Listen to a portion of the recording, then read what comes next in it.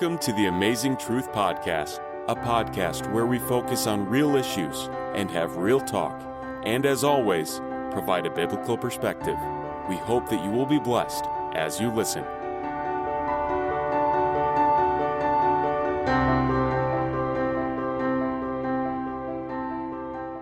Hello and welcome to the Amazing Truth Podcast. This is the Amazing Truth Minute.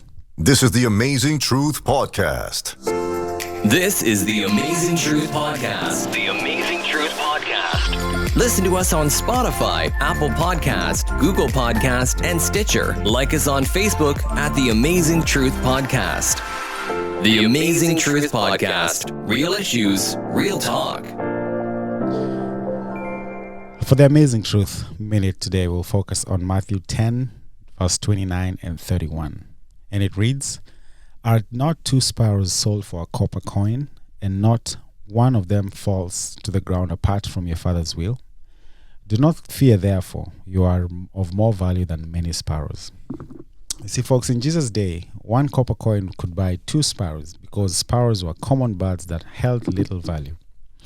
But Jesus said that not even one sparrow could fall to the ground without the Father's knowledge. Jesus used this illustration to describe not only God's intimate knowledge of everything that is going on in our lives, but also his great love for us in times of stress. See, it might be tempting to worry about whether or not God is engaged in our situation or understands our problems, but the Bible assures us that he possesses knowledge all over, and he knows everything that is within his creation. And he is not disengaged from our circumstances. See, folks, if God doesn't permit even a sparrow to fall to the ground apart from his knowledge, he certainly possesses full knowledge of his children. Jesus told us not to fear, because we are worth more than many sparrows. We can rest assured that God is in control, and nothing will be allowed in our life that isn't Father filtered. And that is the Amazing Truth Minute. This is the Amazing Truth Podcast. The Amazing Truth Podcast. Listen to us on Spotify, Apple Podcast, Google Podcast, and Stitcher. Like us on Facebook at the Amazing Truth Podcast. The Amazing Truth Podcast. Real issues, real talk.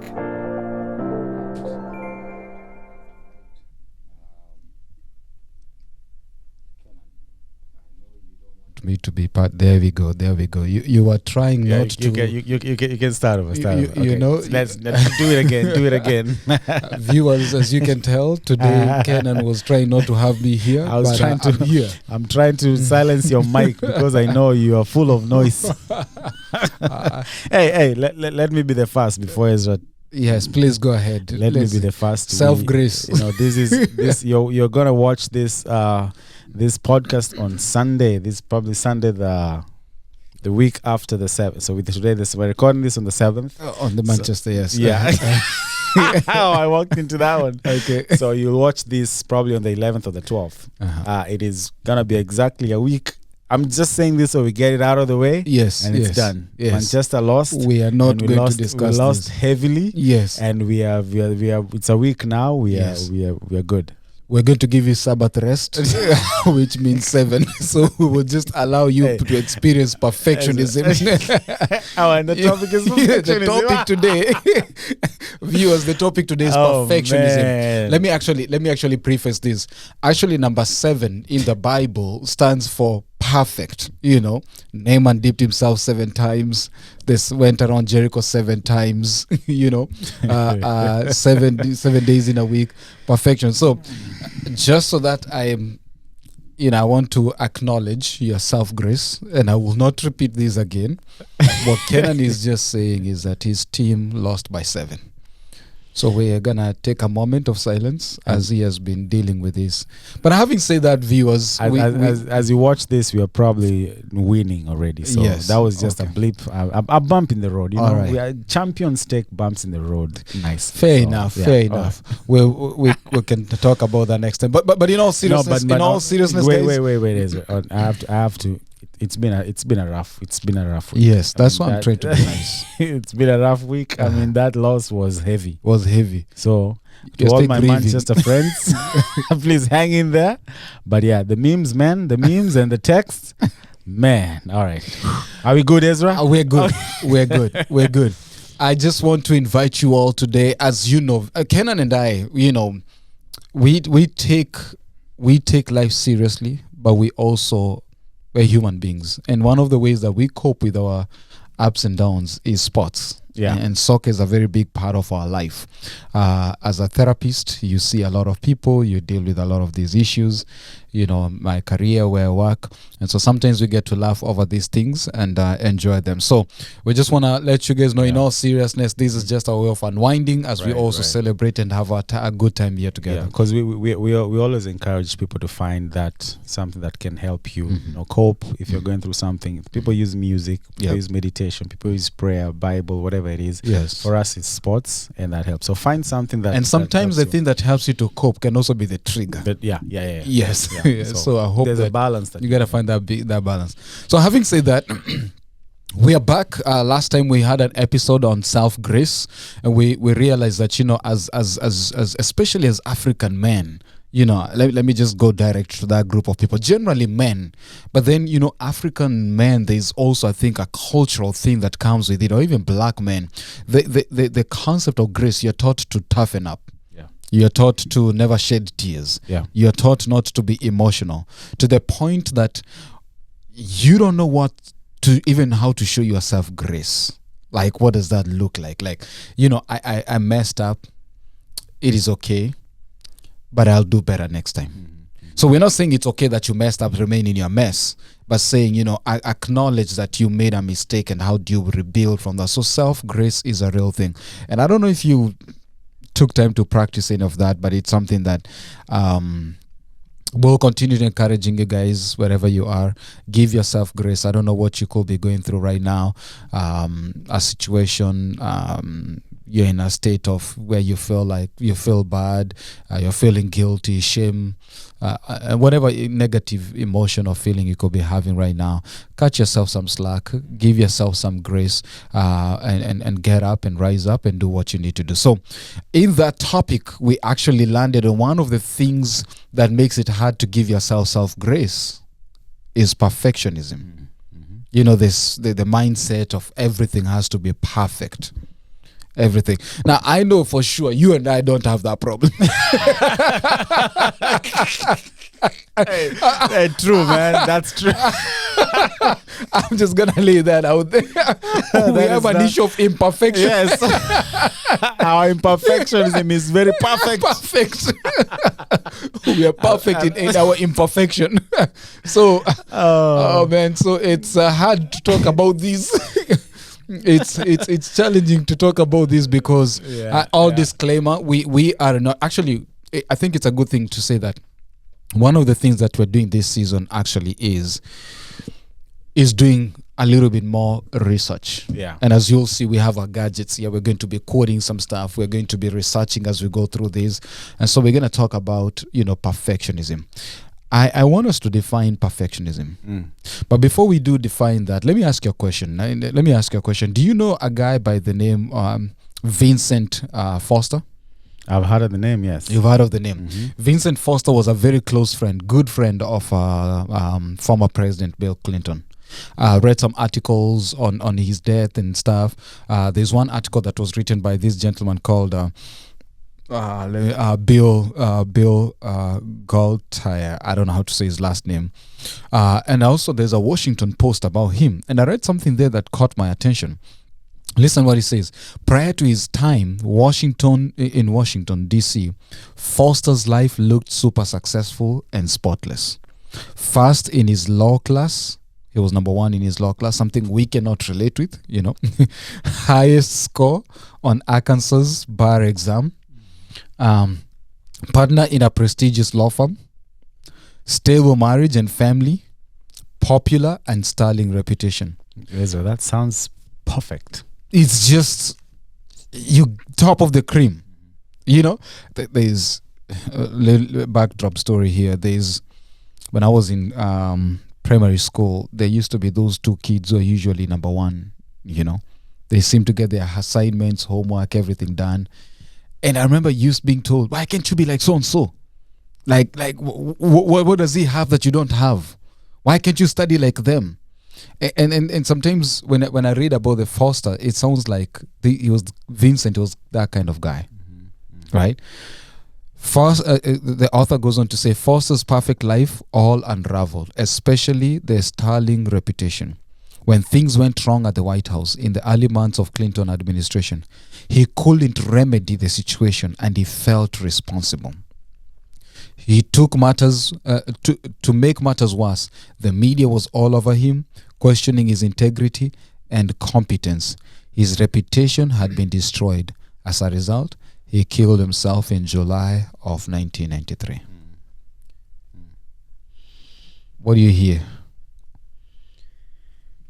He said his reputation must have what? He says his reputation had been destroyed.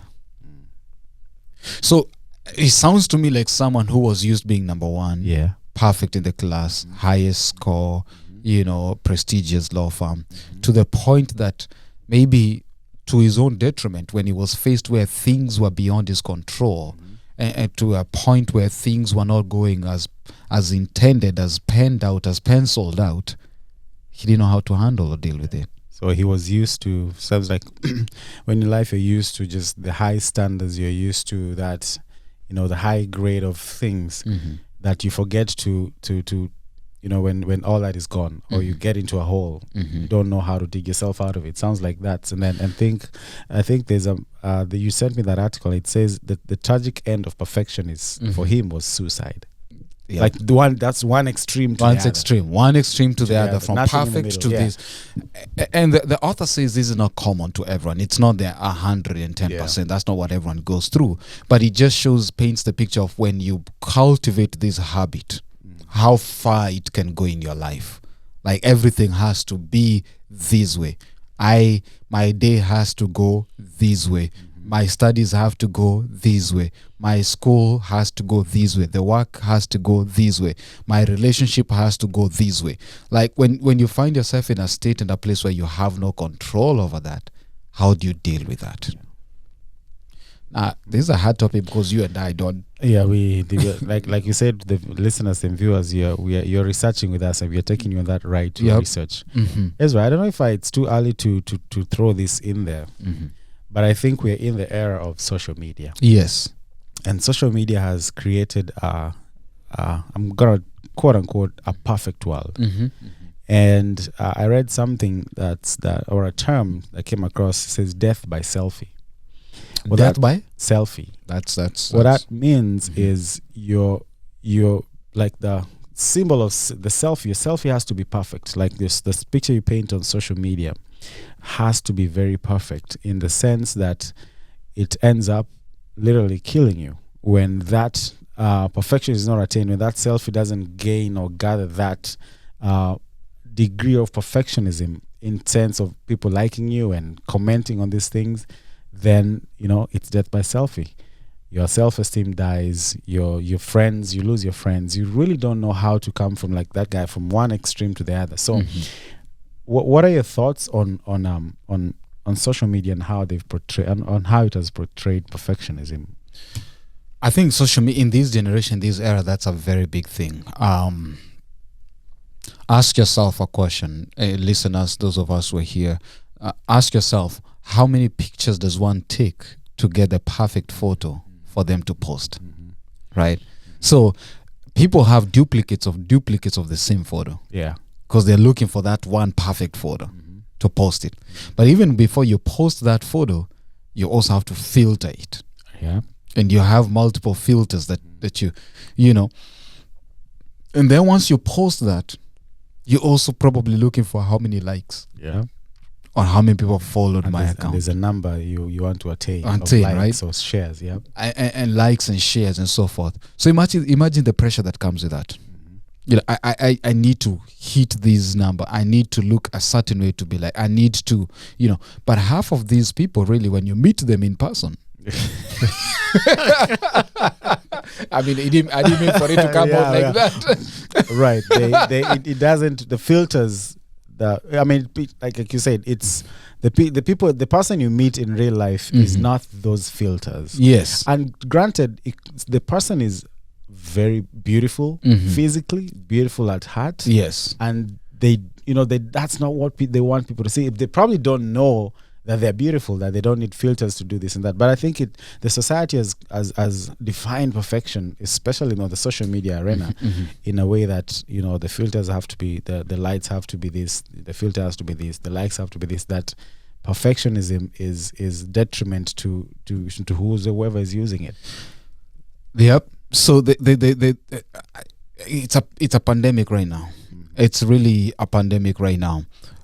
It puts pressure on people. It makes people want to feel a certain way. I've never seen anyone post a photo of them in their kitchen that has full dishes in the sink. But that's the reality of life, right? But they have to clean that. They have to take that out because we want to take a photo, right? Yeah. You see people posting photos of vacation almost every day, but they're here next to you next door, right? Yeah, but they took many photos and they're just giving you dosage, and now they can change the place of the location and things like those. Why? So that's the question. Why? I don't know why people do that. I don't know why people do that. But is that perfection? Does that? I mean, to one extent, it could be perfection. Okay. To another extent, it could be portraying again a perfect life. A perfect. Yes, portraying portraying a different picture than what the reality. The reality is. But then, to some extent, they want that is portraying or trying to attain perfection. Over something that's totally. So is it wrong to want perfection? I know you're more schooled in the word than I am, but Christ was so we are Christians. Christ was perfect in every sphere. He calls us to be perfect in every sphere. So is it wrong to try to attain perfection, or to? Who sets the standard of perfection? In this instance, it's Christ. Or a figure that can we say Christ? Because that's all we know. Let's talk about. From our perspective, we believe Christ sets the standard of perfection. Yes. But everything else, everybody else is trying to do, is it to the standard of Christ, or is it to the standard of social media, or is it to the standard of what the world has decided, or is it to the standard of what other young people have defined as perfection? It's all those things but Christ. Exactly. I think for me that's where it is. I think perfection shall build your self-esteem. True perfection shall make you feel empowered, make you feel better. True perfection should not come at a cost of discomfort or uneasiness or unhappiness. True perfection should not cause you to be socially different. True perfection should actually make you wholesome, happy, excited, energetic, whatever it is, all those positive vibe that comes. But every other form of perfection that we define, if you're going for perfection at the expense of your mental health, is that perfection? That's not perfection. At the expense of your relationship with others, is that perfection? So I think for me that's where the difference is. There is perfection that just kills you. Yes, you got it right, you look nice, but and I think for me, I believe that I can attain perfection. Okay. And I have to work for it. But I also know that there's degrees of perfection, Ezra.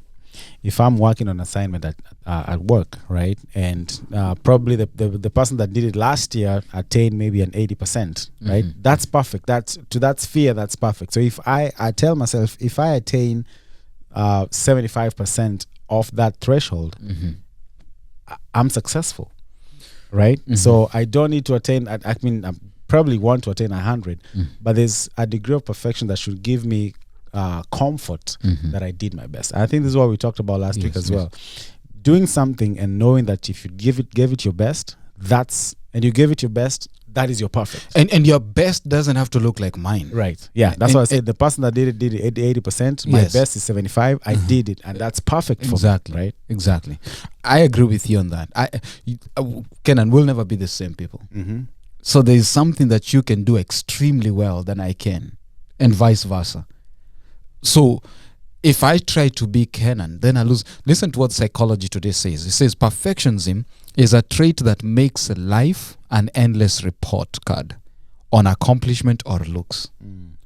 an endless report card. So we are looking report card, an endless report card. The An report endless card you used to report get in card. school Yeah, was at the end of the semester. Right. At the end of this, the Yeah, grades when yeah. you close school, right? That's the report card you get. How did you do? But this is an endless one. Every day you're getting that report card. That's how they're defining it. Okay. And are you giving yourself that report card? So makes life an endless. It doesn't say that. Yeah. It's a card on accomplishments on two things. An endless report card on two things: accomplishments and or looks. Oh, okay. That's specific. Yep. So did I accomplish this today? Then I'm imperfect if I didn't. Did I accomplish today? I woke up, I decided I'm going to do X, Y, Z. I didn't meet that. Did I accomplish by age 21? I'm going to have graduated from college. You're not there yet. By age 25, I'm going to be married. You're not there yet. So these are accomplishments. Now, there's nothing wrong with setting goals. But it's an end. So that's what they define an end or looks. But then it goes on to say this: when healthy, it can be self-motivating. Yeah. And drive you to overcome adversity and achieve success. Okay. When healthy. Yeah. Perfection, it should drive you to overcome adversity and achieve what? Success. But when unhealthy, it can be a fast and enduring track to unhappiness. Oh yeah. So you can achieve perfection, but are you happy? But again, Ezra, I'll ask you, success. Then who defines that success? That's a good question. Right. I mean, that's success. I consider myself a successful person. You see why you laughing? you see, because in your mind, right. there is already Yes. what you view as success. Right? So Right. if I don't achieve it, I'm not a successful person. And I'll look at you as unsuccessful. Unsuccessful. So in reverse, you're trying to prove to me that you're successful. So you keep doing things. Exactly. I'm living by your standards right. and expectations. And to be honest, society will never see you successful. I didn't mean that to come out like that. For you, I don't know whether you mean it. I'm just saying, like the yardstick that society puts on what success to me, on you looks like is very different. Yep. You're accomplished, you do this, you do that, you open this business, you drive this car. Someone will see that as a success. Another person will see that as a detriment. You're in debt, you're taking too much on your head. So the way that success is defined, I think that's when it boils down to, what do you look at yourself as? Internalize what do you see yourself as? What does success look like to you? That report card, if it's endless in a way that it's Negative, unhealthy, right? Then that it's gonna destroy you. Right. It's such. So we're still trying to figure out this whole concept of perfection. So number one, what I'm hearing you say or us say, Kenan, is there needs to be a standard of perfection, which does not need to be social media. Does not need to be your peers, does not need to be another human being, but has to be, for us at least, anchored in Christ. Right. Okay. Yeah. Right. Yeah, for sure. Anchored in Christ. Definitely. Like within my abilities, I am doing my level best to be who I can, what I can, get where I need to be. And as Christ gives you grace on your journey towards perfection, you, like we said last week, give yourself. And when you fail to achieve what you know you're supposed to be doing, also give yourself grace. And when we say the society puts success or perfectionism in a different, we read the Bible, the Bible has a standard on what it wants us to do. Yep. And that's a good thing. It's not a bad thing. We know what we know what we can, and we know what So that I think that's a good place to start, at least for us, is we know what perfection looks like. It's written, and that's what we achieve. And if we don't, we got the grace. So how do you break this down to day? Let me the article you read, someone as a psychologist, this is a psychologist, the article you read from the man we can't, Bill G. Yeah, he says he talked to many perfectionists, and he says, as a psychologist, I've talked to many different types of perfectionists, people who are consumed with perfectionism about many external things. Okay. It's all about their image, how they appear, and how that makes them feel. Oh wow, it's people consumed in perfection. It's all about their image. How they look, and how that makes them feel. So Right? it's all about them. Them. It's all self-centered. So they are focused on things like how they look physically, what they achieve, what others think of them, what they feel, an ideal spouse, expectations for their kids, and that's I'll speak a little bit on that myself, and keeping their home immaculate. Oh wow. And if he goes on to say that for this perfectionists, when their compassion is not ideal, which is almost all the time, they feel bad. Remember, external things, how they look, how they feel, it still goes down internally. They are beset with inner feelings of inferiority, inadequacy, guilt, anxiety, jealousy, and emptiness. That's a sad place to be, Ezra. You describe a very gloomy and very sad state. But for someone else who's sitting outside and is seeing these people actually accomplish some of these things, it's something they're desiring. It's something, I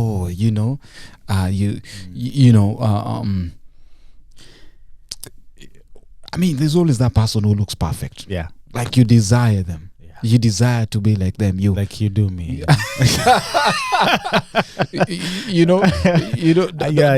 Don't let us diagnose you right now in the midst of the podcast, because the tendency keep going with your statements. People who strive for perfection, that's how they talk. Right, like how you. Oh man. But in all honesty, like sometimes you can spend time admiring this person. They seem like they have their life together. Yeah. If you share the same values with them, you see their values, you admire their values. You see their success, quote unquote, as defined, and you admire that success. You see their, maybe their families, and you admire their families. But sometimes you really, if you're invited into their lives, they're probably living a very sad state of life. Because every day is trying to make that face. To outlook, just that outlook to look like that, to appear like that. And when you verbalize these things to them, it makes them feel good. When somebody acknowledges all these perfection, so it keeps them so in their mind it says I can do better.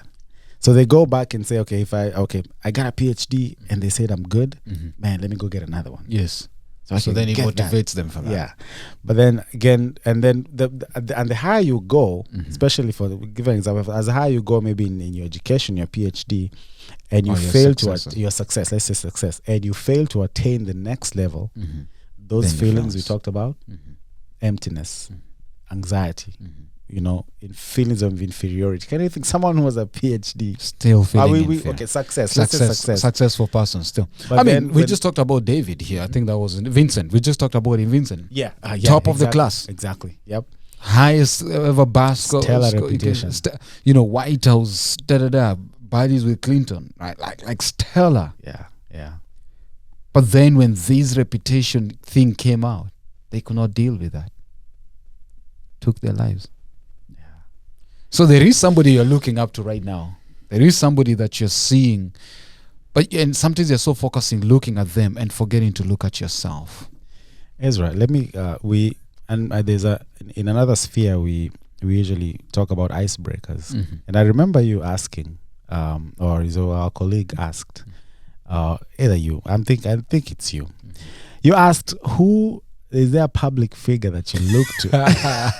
And I remember that. I asked. And why? Right? So, is that a good thing? Because I know we got Mandela, we got Obama, we got, I said Mahatma Gandhi because India. But then these are people who, for example, the Mandela, the one we know, his family life was different. We never talk about that glamour. Right. That's what we look at. But then to what extent is that not okay to say Mandela was someone that I look up to? I think we're going to be careful not to say that we shouldn't have mentors. Right. We shouldn't have people to look up to. But it has to be in a healthy way. it has to be something that is going to push you positively, help you achieve your success positively, doesn't make you lose sleep, doesn't make you develop these unhealthy traits that we're talking about. So, but the moment you look up to someone to the point that you realize now you're working very hard to be like them, to the point that you're not sleeping, you're feeling inferior because at this age they had achieved this, what have you achieved? Then you need to start slowing down and saying, okay, is this really the most important? When you're actually starting to drive those things that you need to a point that it becomes a thorn in your relationships and friends and people, then you need to sit down and say, is this important really? So I and it's very unfortunate. We always talk about the successful, and this is something that dawned to me, and I need to do some research, or I need to do some reading in this, and I think I mentioned this to you. All these heroes that we celebrate, they always have another side of the story that nobody ever talks about, right? Nobody ever talks about, and I'm not saying this is true, and I'm not saying that this is 100%. I don't know these, but when you hear things like, let's take a story of Mahatma Gandhi, there's also another dark side of the story some people have tried to really portray. I don't know if it's true. Yes. When you hear Mandela, you also see the success of the struggle, but then there's other stories when you start reading and stuff, and it's like, okay, and it's not like, let me not say things that have not been substantiated, but they're things like, okay, even just looking out from the outside, you look at, okay, the relationship, was the marriage, was he 100% happy, even though the nation did this? And I'm not saying he wasn't, because things do happen in life, but I'm saying that even as you count the success of this person and you strive to be like them, also recognize that they are imperfect human beings. Exactly. Yeah. Right. Yeah. So, and if they were alive right now, I think they'll be smart enough to say we are not perfect. Yes. But there's things that they would want us to emulate, like Mahatma Gandhi, the non-violent stuff. I mean, be it he wasn't perfect, but there's attributes of him that you look at and say, I want that. Yep. In my imperfection, in their imperfection, they did something good with that. I was going to say something about one of those perfectionists are focused on things like expectation for their kids. So you I've heard of you hear people say, when we were growing up, used to be told, okay, why can't you be like, number one like so and so's kids? And then when you grow up, you end up putting pressure on yourself, putting pressure on your kids to be a certain way. And in the sense, the kids or the children themselves want to pursue a path that they think is right. Of course, they're kids and they need guidance. They need guidance, yes. But there's that autonomy where you don't put expectations of perfection on your kids and let them not be kids. So that is something that I tell myself that I need to, if they do their best and they achieve and they know that feeling that they, like this guy said, what you feel. If you feel that you did your best, then that's perfect. Just do better than that. Kenan, let's be practical and be realistic, man. How do you come and tell your son comes and he has a C or a D in class and they did their best? Hey, I was just talking about the podcast. I'm trying to push something. Let's be practical and real. But keep going. It's how do you celebrate that C or D? Because that's the level best. You celebrate it. Okay. Do we? No, we don't. We don't. But Ezra, you celebrate it. But you tell them that's not the end. That's not your best. I mean, there's more. I'm training motivational interviewing. You motivate someone. I'll say that's a D. I know you did your best, but this is not what you can achieve. You celebrate. You take the win, the little wins, and move. You can make it big wins. I know if we had this conversation with our fathers. Dad, that E was for the best. Celebrate it. How? I think it should be. I'm laughing because I saw a meme of a mother who was teaching the son teaching the son math, and the mother said 2 + 3. The son said 5. Then the mother says, now takes the same concept and now puts it in word format. He says, so and so, John, let's say John has 5, I don't know, bananas or oranges, and he takes these and takes these. So the answer is 5. How many should that be? The child says 50. And then said, and then you can see the mother getting very frustrated. And this is, ask the question again, and the child says 13. And the mother was so angry, and she was yelling, and the father said, let me help you. You cannot beat answers to you cannot beat answers into the child's head. And the father came and said, son, the answer is 5. And he said in the ears.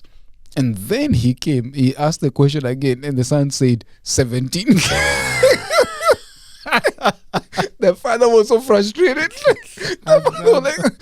But then I was reading the comments because it was funny at first. But then I started reading the comments, and then I realized people actually who have education background, they started describing a condition of where this could be a child who needs to be taught using objects and stuff like that. Like they can't conceptualize something. And so the parents are really getting frustrated, but the child is really doing their level best. Right. Yeah. Like really, I'm laughing at it at first, but I'm started reading those comments. I'm like, man, this is so.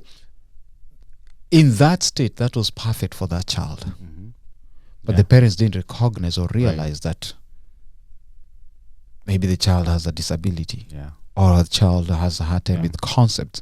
So when you try to put pressure, imagine now putting pressure to a child like that. That's home. Then they go to school. Yeah. Then the teacher asks them the question in front of the class. And the class is laughing. Yeah. What are you doing to that kid, man? Yeah. So I think this concept of perfection is, now, should we then be imperfect? I think the opposite of perfection is not in this context. It's not imperfection. Okay. I'm saying that to say that the opposite of perfectionism in this context is, to me it would be hard work or contentment. I'd rather be content. I'd say the opposite here is I'm content with what I have. I'm content with what I have achieved. I'm content with how I feel about my looks, how I feel about this and that it's not imperfect. So I'd say in this context, it's not the opposite of perfectionism is not imperfection. It's whatever you call, whatever state of mind you are right now. For me, it would be contentment. I'm content with where I am. I'm content with how I look. So I think for me, it's whatever feeling you have right now that's positive. Okay. To me, it's contentment. I have an author here, and let's say the name of the author is Roxy Zarabi. I think talking about it's called Good Therapy. Says this: number one, if you're dealing with the issue of contentment, the first thing to do is identify the beliefs and rules that drive your perfectionism. What is it that's making me want to be like this? Do my beliefs or values tell me that if I don't do this, then I'm not a good person? So identifying those. So what do you think are some of those beliefs that for us as a community, as individuals, what are some of those beliefs that have really driven us to believe in perfection? I think as immigrants is someone else building a house in Africa, right? A seven mansion house. Other beliefs would be someone attaining education that you feel the society has deemed important. It would be someone driving a car that's better than mine. So there's some things that we've defined as success, I guess. If you have education, formal education, if you have built a nice home, right? If you have a spouse that's a family, if you're a young person by a certain age, you should have started a family, or should have had children. So these are the values. You grew up knowing, I go to school, I graduate, get a family, get a good job, get a family. So when you fail in any sphere of these, Right. then you feel like You're not successful. you're not successful. So these are some of the dare I values. say you're not perfect. Perfect. Right. You're not a perfect child. Yes. You're not a Yes. perfect Yeah.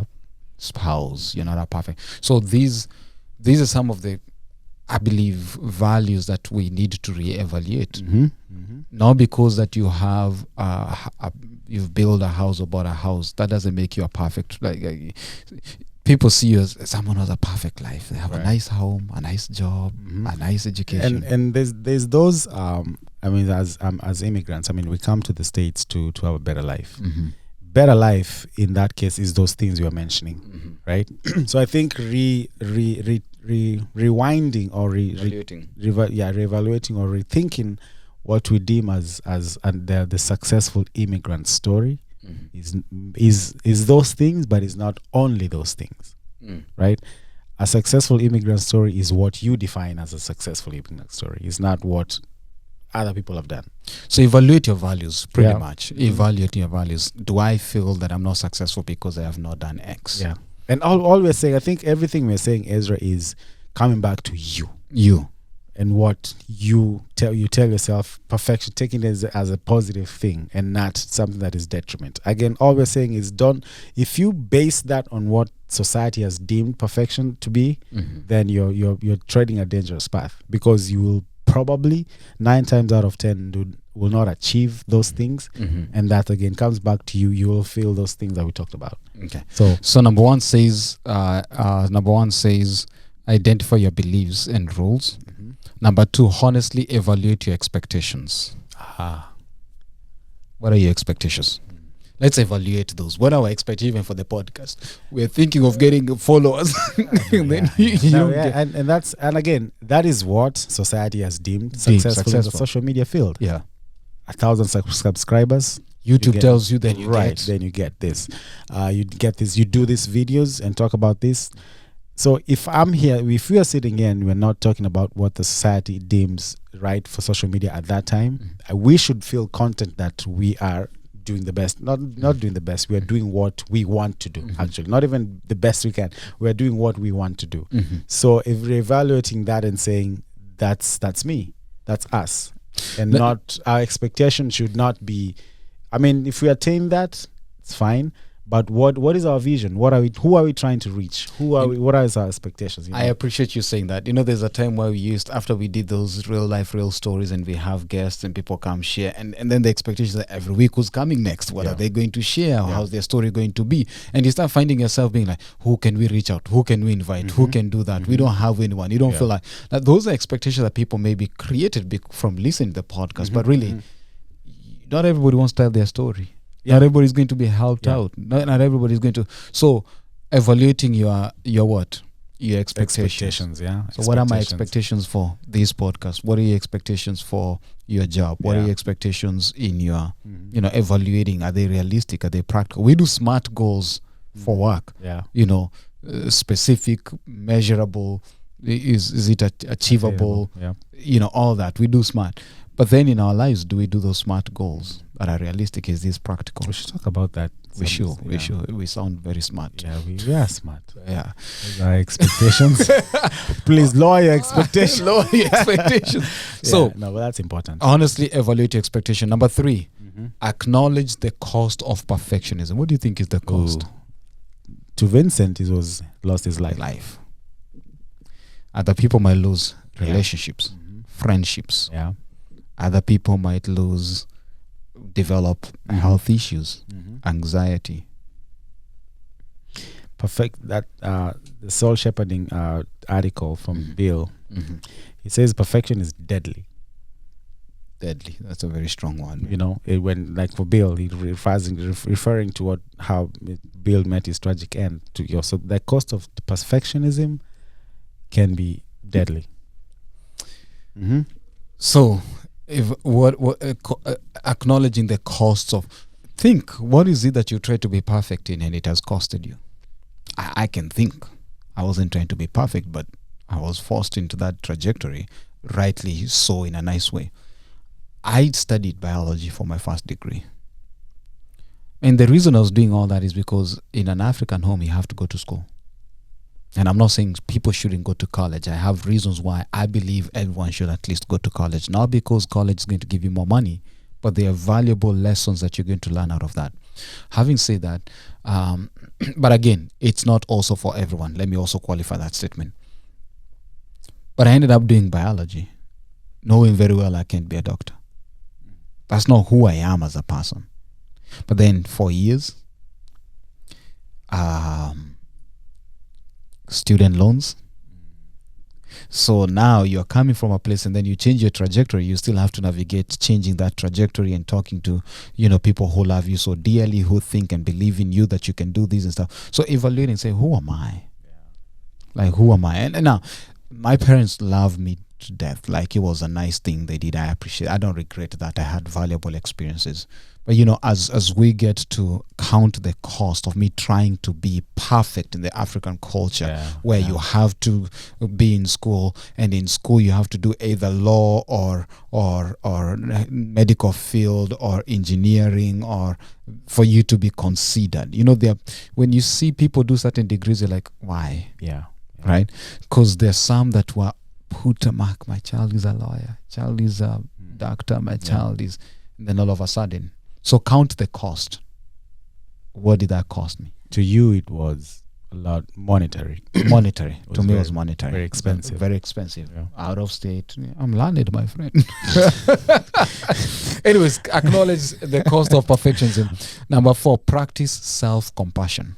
Remember that last I like week? that. Self-compassion. And last time we say that self-compassion is hindered. Most of us don't know how to give ourselves self-compassion because of what?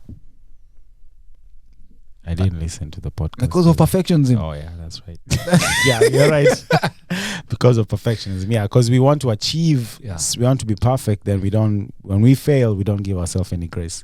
You don't have to be gracious to yourself. yourself. When is the last time you actually sat down and you didn't feel bad because you feel guilty, you feel bad, but you actually said, I know that didn't go well, but I know that's not all. It doesn't define me. Yeah, right. How often do we do that? All right. All right. So the next one is, actually, I like this quote. If perfectionism were a physical illness, doctors will most certainly prescribe self-compassion as a way to treat it. So the medicine of perfection is self-compassion. We gotta learn on working on this self-compassion thing. I think I think being practical about it, Ezra, it's gonna help. It's gonna help. I think next week we should actually come back and say what did we give our self-compassion on? Self-compassion. We need to start practicing that. Right. Okay. All right. So we go to number 5. So actually they give some examples here. What would I say to a friend in a situation? How can I apply that to myself? Okay. Anyways, let me go to the last 3 and then we finish. Engage in activities that build resilience. Again, we're coming back to the coping. Things that help you build your, and not things that help you build self-compassion and not bring yourself down because of failed things. Yep. Reach out for support from others. And lastly, this is number 7. You ready for this? Reduce your social media use. Oh, wow. Reduce your social media use. I don't know why that was last. I think that should have been. This article, you can find it online. It's written by a guy called Roxy Zarabi. I think he's a psychiatrist. And he talks about 7 ways to overcome perfection and cultivate self-compassion. So, Kenan, what are we taking away? What I'm taking away is I go back to Matthew 5:48 that says Christ calls us to be perfect, and that doesn't say that it was not pressuring us to perfectionism, but to him, he's calling us to a life of love, and he's saying don't shoot yourself. I should have done this. I should do this. And that's what I'm hearing. And I'm again, it boils down to, as we are winding up, it boils down to that aspect of being self-compassion or being self-compassion. Compassionate? Compassionate. Yeah, on myself. And I know that what I know is successful, what I know is success, what I know is perfect to me, that's what I'm going with. Blinding myself or putting goggles on what society deems perfect. Because if I do that, I go to social media, I see someone has done this, I go to the TV, I see someone has done this, then I know it's detriment to myself internally. So again, I'm boiling down to my feel-good feelings. I've done this, I'm okay with it. I've done this, I'm okay with it. If I don't achieve it, I'm fine. It's simple, but it's not simple. It is not simple. It's not simple. I would draw people back to that definition of just pushing yourself to be the best you can. Pushing yourself to be the best version you can. But then also acknowledging when you start realizing it's causing some strain in your life. Yeah. If it's unhealthy, if it's taking away happiness. And once you realize it's taking away some happiness, then it's about time to say this thing is not healthy. It could be school. If it starts taking away your happiness, I'm sure any parent who loves their children, they would rather have their children happy and alive rather than sad and excelling in school. I'm sure that will be every parent. Yeah. I'm sure every person who wants to be in a relationship will not want to be in a sad relationship because they have certain standards and expectations that they need to get. Oh, everybody does this. Oh, it's Valentine. Oh, it's this. Okay, I can do that, but am I happy doing it? So is that, so yeah, the principle there is show me love the best way you know. Be the best way you know. That it will make both of us happy. So just monitor monitor your barometer and ask yourself questions as simple as, is this causing me unhappiness? Is this education causing me unhappiness? Is this study that I'm taking causing me unhappiness? Am I trying to be like so-and-so, or am I trying to be me? And just like you, try to be like Christ, because Vincent had it all. Had it all. So viewers, listeners, strive for excellence and not perfectionism. Be excellent. But what's excellence? Exactly. We'll do that. I just wanted to poke you a little bit. What is excellence? But what is excellence? Again, it boils down to what I know excellence is. If I know that this light is if we excellent, define excellence, maybe we need a podcast on defining excellence. These things that we've always been told, but we've never sat down to really redefine themselves for us. Yeah, we are told. I think that's that concept where you're told, and that's what you need to follow. But again, how many lives have we lost? How many marriages? How many scholars have we lost because of things like that? But but that should be a good one as well. Excellence. Yeah, excellence. Excellence. We're going very serious with this. And the thing is, like you say, disclaimer: you're taking this road of research with us. Yeah, we want to talk about these things. Yeah. We acknowledge, we understand, we throw these words out there, but it's for our own good. Actually, let the viewers know it's us who are trying to understand. We started by, let's give ourselves grace. And that's how we are here today. Right. Talking about grace and perfectionism. All right. Well, thank you so much. That has been our time, Kenan. Yes. And I hope you are going to... going to do what?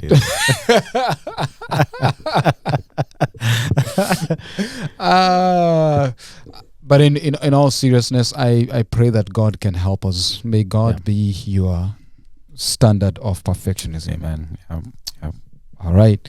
Well, close us out. I think that's been our time, Ezra. It's again a pleasure to sit with you and talk eloquently. Be very practical about life. And so I think this is being practical about life. I think I love this part. One thing we love, viewers, is the research part now, just reading through things, finding books that we can read together and just learning and sharing what we're learning out of that. So and if you know a book, any resource that talks about perfection or self-grace, all that, just let us know and we'll be happy to read it. All right. Thank you so much. That has been our time. Until next time, stay tuned. Thank you for listening to this episode of the Amazing Truth Podcast. We hope you were blessed as you listened. Don't forget to share, like, and subscribe. God bless you, and see you on the next one.